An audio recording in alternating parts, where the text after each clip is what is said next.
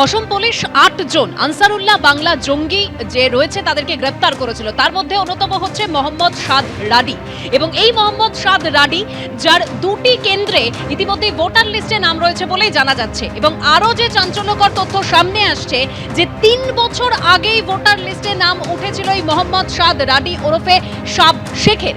আর কি কি চাঞ্চল্যকর তথ্য এই মুহূর্তে সামনে আসছে বিস্তারিত জানবো। আমাদের প্রতিনিধি রাজীব চৌধুরী সরাসরি রয়েছেন আমাদের সঙ্গে। রাজীব,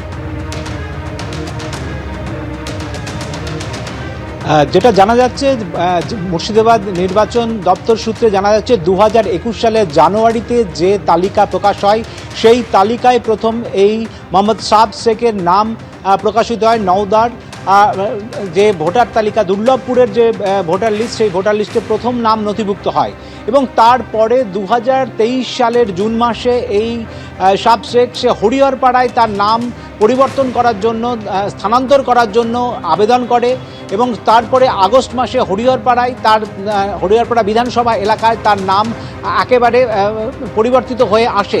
কিন্তু যেটা দেখা যাচ্ছে দুটো যে ভোটার লিস্ট অর্থাৎ নওদার ভোটার তালিকায় এবং হরিহরপাড়া ভোটার তালিকা দুটো তালিকাতেই তার নাম রয়েছে, একসঙ্গে দু জায়গায় তার নাম এখনও রয়েছে। ইতিমধ্যেই এই ঘটনা সামনে আসার পর জেলা নির্বাচন দপ্তরের পক্ষ থেকে তার নাম নওদার যে নাম সেটা বাতিলের প্রক্রিয়াতেও শুরু হয়েছে। কিন্তু প্রশ্ন উঠে গেছে কিভাবে একজন বাংলাদেশের নাগরিক এভাবে নওদা থেকে তার ভোটাধিকার পেল, এবং এই যে ভোটাধিকার পাওয়ার জন্য যেটা তিনটে বিষয় দরকার হচ্ছে, তার হচ্ছে জন্ম যে সার্টিফিকেট, যেটা জানা যাচ্ছে পরিবার সূত্রে কিন্তু এই সাব শেখ কিন্তু বাংলাদেশে জন্মেছিল এবং তার বাবা এবং তার পরিবারের অন্যান্যরা বাংলাদেশেই থাকেন।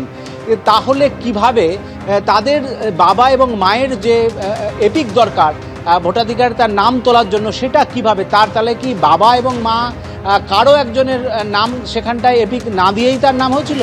পাশাপাশি স্থানীয় পঞ্চায়েতের ভূমিকা নিয়েও কিন্তু প্রশ্ন উঠতে শুরু করেছে।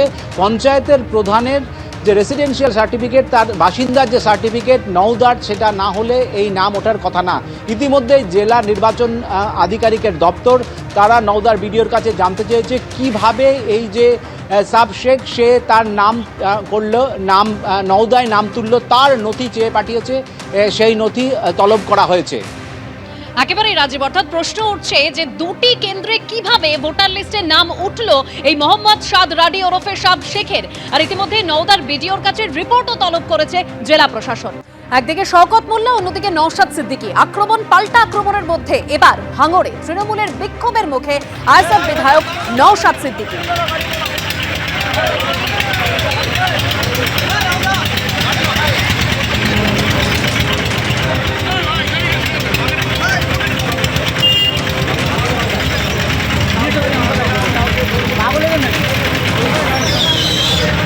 যে ছবি দেখতে পাচ্ছেন ভাঙড়ের তৃণমূলের বিক্ষোভের মুখে আইএসএফ বিধায়ক নওশাদ সিদ্দিকী। বিধায়ককে এলাকায় দেখা যায় না বলে অভিযোগ।